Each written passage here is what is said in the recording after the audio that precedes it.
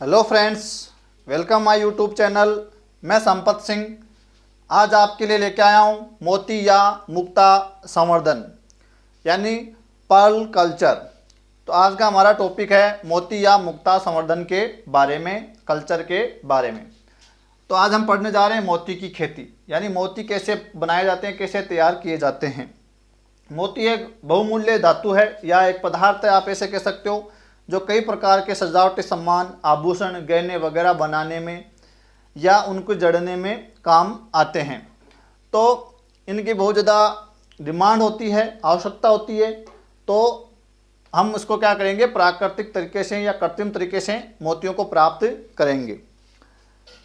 ये जो मोती है, पहले ऐसे माना जाता था कि जब आपका जो स्वाति जो नक्षत्र होता है, जब स्वाति नक्षत्र में जब बरसात वगैरह होती है और वो बरसात की बूंदें सीप के मुंह में चली जाती है, तो स्वाति नक्षत्र में जब बरसात हुई और जो बरसात की बूंदें सीप के मुंह में चली गई, तो उन बरसात की बूंदें किस में बदल गई, मोती में बदल गई।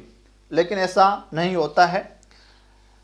ये क्या है कि सीपी जो होती है, जो जीव होता है, एक कोमल अंगों वाला जीव होता है जिसके ऊपर एक कठोर कवच चढ़ा होता है, इसको सीप या सीपी कहते हैं।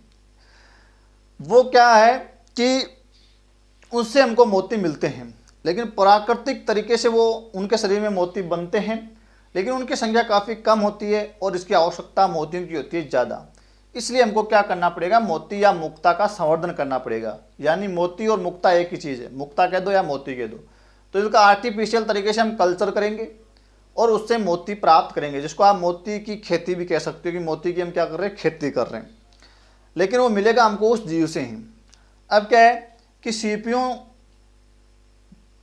से अगर हम इसकी परिभाषा देना चाहें कि सीपियों से विशेष तकनीक द्वारा कृत्रिम तरीके से मोती प्राप्त करने की जो विधि है वो क्या कहलाती है, मोती या मुक्ता संवर्धन कहलाती है।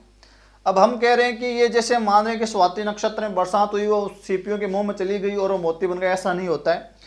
ये जो प्रोसेस जो अपनाई जाती है मोती बनाने की, वो सीपियों के शरीर से निकलने वाला एक तरल होता है, एक नेक्टर होता है, एक चिकना सा जो पदार्थ होता है वो सिक्रेट किया जाता है। और वो किया जाता है अपनी सुरक्षा हेतु कि कोई पदार्थ, कोई बाहरी फॉरेनर बॉडी जब उनके शरीर में जाता है तो उनकी क्षति से बचने के लिए, उनके नुकसान से बचने के लिए वो जो सीपी होती है वो क्या करती है, उसके चारों ओर एक तरल का सिक्रेशन करके उसको मोती में कन्वर्ट कर देती है। तो होता क्या है कि जैसे मान लो ये सीपी होती है, इस प्रकार एक जीव होता है जो इसका जो कवच होता है वो काफ़ी कठोर होता है, जो कैल्शियम कार्बोनेट का बना होता है। जब ये अपना मुंह खोलती है गैसों के लिए, भोजन के लिए, प्रकाश के लिए, पानी के लिए, तो कोई छोटे मोटे जो कण होते हैं, सूक्ष्म जीव होते हैं, कोई लार्वा होते हैं, कण होते हैं, मिट्टी धूल के वगैरह, वो अंदर चले जाते हैं और वो अंदर जाके अंदर एक प्रवार नामक रचना होती है।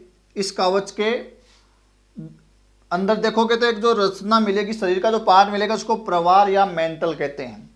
उसकी जो एपिथेलियम जो उपकला होती है उसके अंदर वो जाकर फंस जाता है वो कण, और फिर एपिथेलियम की कोशिकाएं उत्तेजित होती है और उसके चारों ओर वो तरल जमाती है और फिर उसको घेर कर उसको मोती में बदल देती है। तो प्राकृतिक तरीके से ऐसे मोतियों का निर्माण होता है, लेकिन इनकी संख्या क्या होती है, बहुत ही कम होती है। तो हम क्या करेंगे, कृत्रिम तरीके से क्या करेंगे, संवर्धन करेंगे और मोती हम जितने चाहें उतने बना लेंगे। इसलिए यहाँ मोती की खेती या मोती या मुक्ता संवर्धन या पर्ल कल्चर यहाँ कर रहे हैं। अब ये जो तकनीक है वो सर्वप्रथम कहाँ से आई है हमारे पास, तो ये तकनीक सर्वप्रथम जापान द्वारा अपनाई गई थी। तो ये तकनीक कहाँ की है, जापान की। तो सर्वप्रथम ये तकनीक जापान द्वारा अपनाई गई या वहाँ की ये तकनीक है। नेक्स्ट बात, ये जो जीव है जिसकी हम बात करें उसको हम क्या कह सकते हैं, सीप, या क्या कह सकते हैं, सीपियाँ, या क्या कह सकते हैं, सुक्तियाँ, या क्या कह सकते हैं, इंग्लिश में इसको कहते हैं ओयस्टर।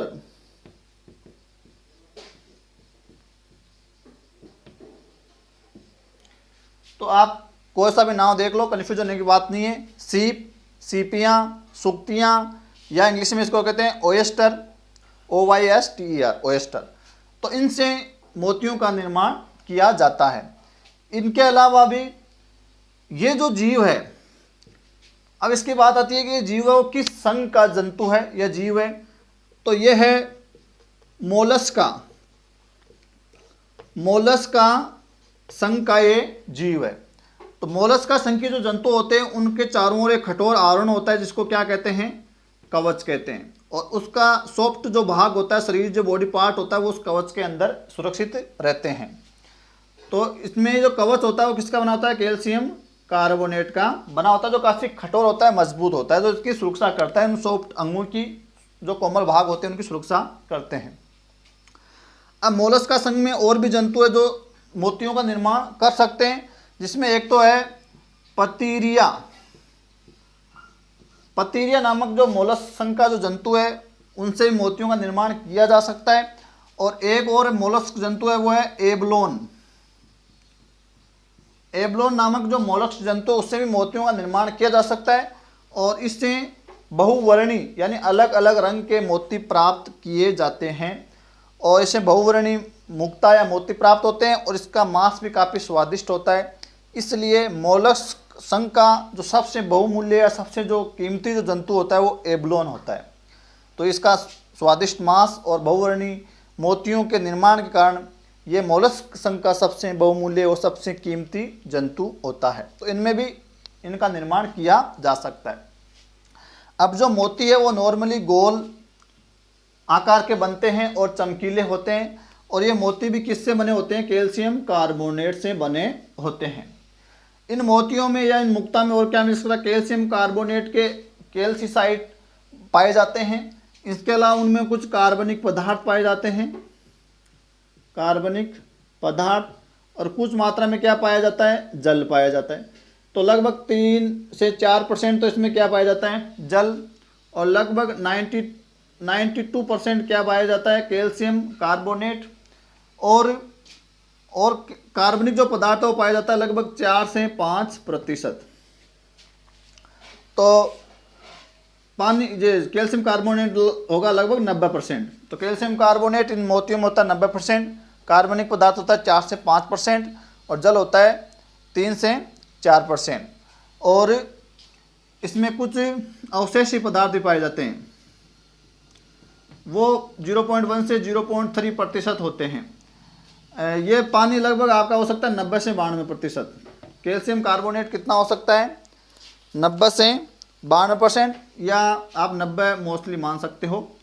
तो ये इतना इसमें कैल्शियम कार्बोनेट से ये बने होते हैं, जो काफ़ी चमकीले सुंदर होते हैं, और नॉर्मली गोल आकार के जो होते हैं उनको ज़्यादा कीमत होती है, ज़्यादा सुंदर वो लगते हैं। लेकिन आजकल अलग अलग डिज़ाइन के मोती भी बनाए जाते हैं, और वो भी इसी विधि द्वारा बनाए जाते हैं। उनको भी हम देखेंगे आगे कैसे तैयार उनको किया जाता है। सबसे जो उत्तम जो मोती माना जाता है उसको लिंगा मोती कहते हैं, लिंगा मोती। तो सबसे उत्तम जो मोती जो माना गया उसको लिंगा मोती माना गया, जिसकी कीमत काफ़ी ज़्यादा होती है। और वैसे मैं आपको बता दूं, मोती जो है वो 3 प्रकार के होते हैं। ये मोती कितने प्रकार के होते हैं, 3। पहला जो मोती है उसको कहते हैं केविटी, केविटी, केविटी मोती।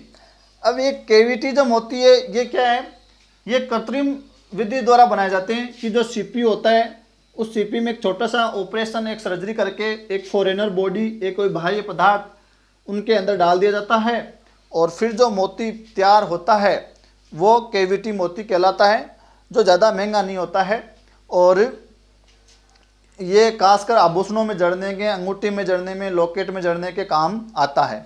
दूसरा आता है गोनट, गोनट मोती। और गोनट जो मोती होता है ये सीपी द्वारा एकदम प्राकृतिक तरीके से बनाया जाता है, और गोल होता है, काफ़ी सुंदर होता है, काफ़ी चमकीला होता है, और इसकी कीमत इससे ज़्यादा होती है। और नेक्स्ट वाला जो मोती होता है उसको कहते हैं मेंटल टिश्यू,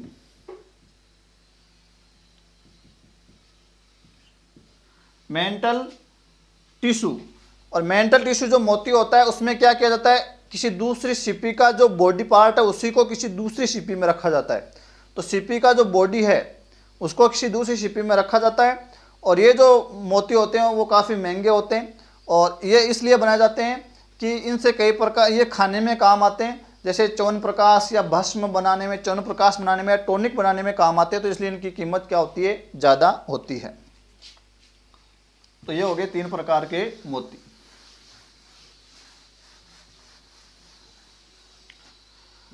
अब हमारे देश में भी मोतियों का संवर्धन किया जाता है और विदेशों में निर्यात भी काफ़ी मात्रा में किया जाता है, काफ़ी धन इससे कमाया जाता है और कई लोग इससे क्या कर रहे हैं, इसकी खेती कर रहे हैं और काफ़ी मुनाफा कमा रहे हैं। तो वो कैसे होता है, क्या होता है, वो देखेंगे हम।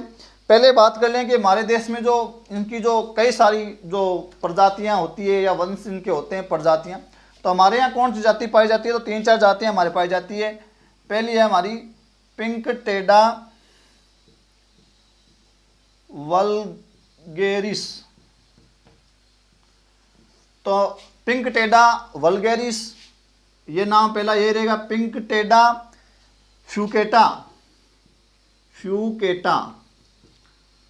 और कौन सी जाति पाई जा सकती है यहाँ, और पाई जाती है आपकी यही नाम सेम पिंक टेडा, और आगे नाम हो जाएगा मार्गेरिटीफेरा,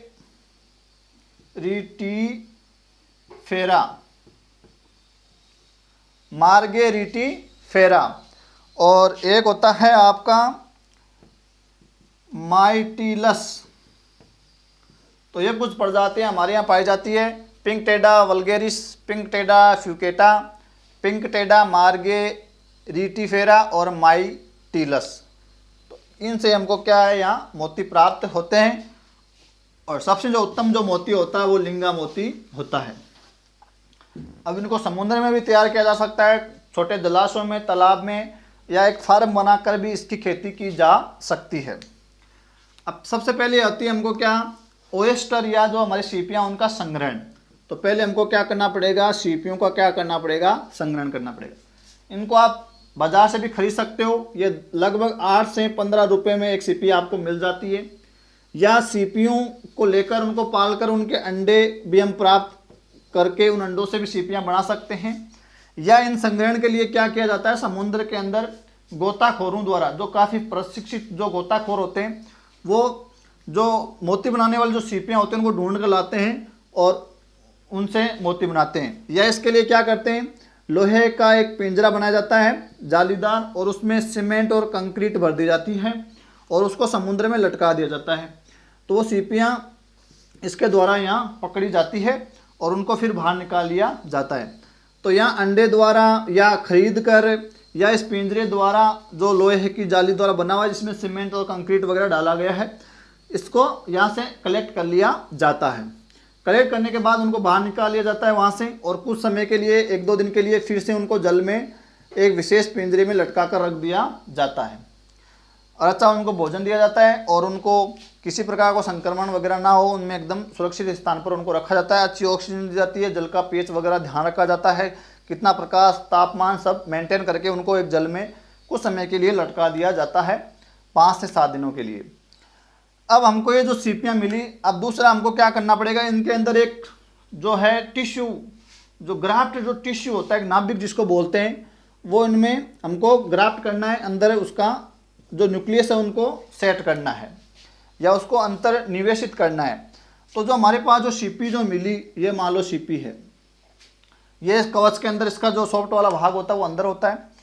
उसको हम क्या करेंगे, छोटी सी सर्जरी द्वारा एक कट लगाएंगे और इसको खोलकर छोटा सा एक ऑपरेशन होता है, और उसमें जो हमारा जो ग्राफ्ट जो टिश्यू है, जिसको कलमी उत्तक जो बोलते हैं, कलमी उत्तक, कलम लगाना है या हमको उत्तक, ग्राफ्ट जो टिश्यू होता है जो पहले से तैयार किया जाता है, उसको नाभिक बोला जाता है। और यहाँ जो हम नाभिक जो तैयार कर रहे हैं, कलमी उत्तक जो तैयार कर रहे हैं, वो या तो कोई कैल्शियम कार्बोनेट का कोई कण होता है, या सीपी का कोई टुकड़ा होता है, या उसका कोई भाग होता है, या कोई धूल का कण होता है, या वो कैल्शियम कार्बोनेट का मुख्यतः बनाया जाता है। तो यहाँ हम जैसा कलमी उत्तक बनाएंगे, जैसा उसका नाभिक बनाएंगे, जिस आकार प्रकार का, वैसा ही मोती बन जाएगा। तो यहाँ नॉर्मली मोती तो गोल होता है, लेकिन यहाँ आज वर्तमान में कई आकार प्रकार के वो कलमी उत्तक बनाए जाते हैं। जैसे गणेश जी के आकार का बना दिया, जैसे पान के आकार का बना दिया, जैसे ओम का आकार का बना दिया, जैसे बुद्ध के आकार का बना दिया, जैसे कोई शेर के आकार का बना दिया, मतलब अलग अलग प्रकार डिजाइन के तलवार के आकार का बना दिया, वो मन के तैयार कर लिए जाते हैं। उनको कलमी ऊतक या न्यूक्लियस या नाभिक कहते हैं। और वो यहाँ छोटा सा वो सर्जरी करके, ऑपरेशन करके, ये जो बाहरी भाग कवच है और नीचे संरचना है जिसको प्रवार कहते हैं, जिसको मेंटल कहते हैं, उसकी जो एपिथेलियम जो कोशिकाएं होती है, उपकला जो कोशिकाएं होती हैं, उनमें चिरा लगाकर उसको मनके को वहाँ रख दिया जाता है।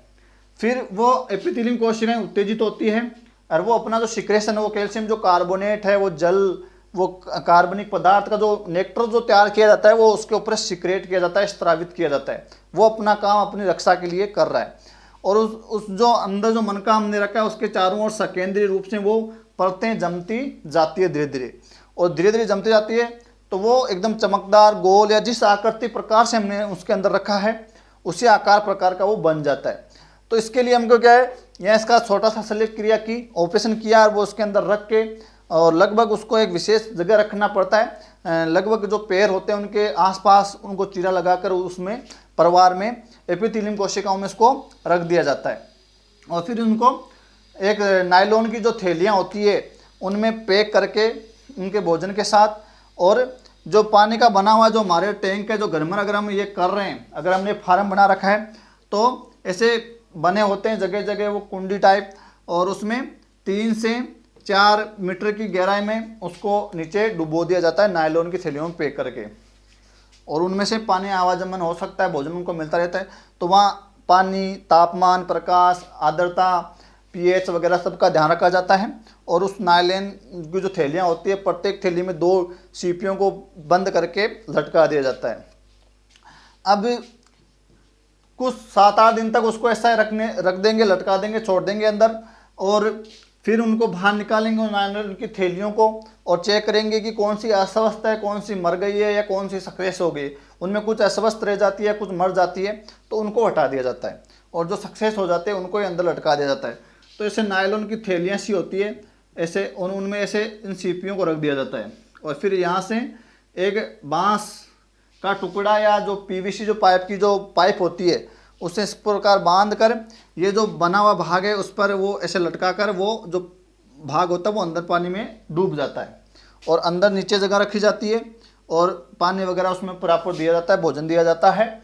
और फिर वो लगभग 8 से 10 महीने में वो जो अंदर हमने जो चीज़ डाली है वो एकदम सुंदर चमकीला, जिस आकार में हमने डाला है वो एक उस आकार का रूप ले लेता है। और फिर सीपी को बाहर निकाल कर इसके कवच को तोड़ दिया जाता है, जिससे सीपी मर जाती है। और फिर वो अंदर जो मनका है, जो मोती है, जो मुक्ता है, उसको कलेक्ट कर लिया जाता है, अलग से हटा लिया जाता है, और फिर उसको बाज़ार में बेचा जाता है, और इस प्रकार इसकी खेती की जाती है। तो इसकी देखभाल वगैरह करते रहते हैं। नॉर्मली क्या होता है, जैसे सीपी है, इसने अपना मुंह खोला तो कोई भी धूल का कण या कोई कैल्शियम कार्बोनेट का कण या कोई कवच का कण या कोई सूक्ष्म जीव या कोई लार्वा या कोई शैवाल आदि का टुकड़ा जब अंदर जाता है बाय चांस, तो ये क्या करती है, अपनी सुरक्षा के लिए, अपनी क्षति से बचने के लिए जब वो अंदर चला जाता है, तो जब एपिथेलियम की जो कोशिकाएं होती है उसमें कोष होता है, उस कोष में उसको पकड़ लिया जाता है, और पकड़ के उसके चारों ओर वो तरल लपेट दिया जाता है, और लपेट के उसकी सकेंद्रीय परतों के रूप में उसको घेर कर उसका क्या बना दिया जाता है, मोती बना दिया जाता है प्राकृतिक तरीके से। वो अपनी सुरक्षा के लिए कर रही, और हमने इस विधि को किस में कन्वर्ट कर दिया, कृत्रिम रूप से मोती बनाने में कन्वर्ट कर दिया, जो प्रशिक्षित लोगों द्वारा अच्छे से किया जा सकता है, और काफ़ी इसमें मुनाफा भी होता है। तो इस प्रकार इसकी क्या की जाती है, खेती की जाती है।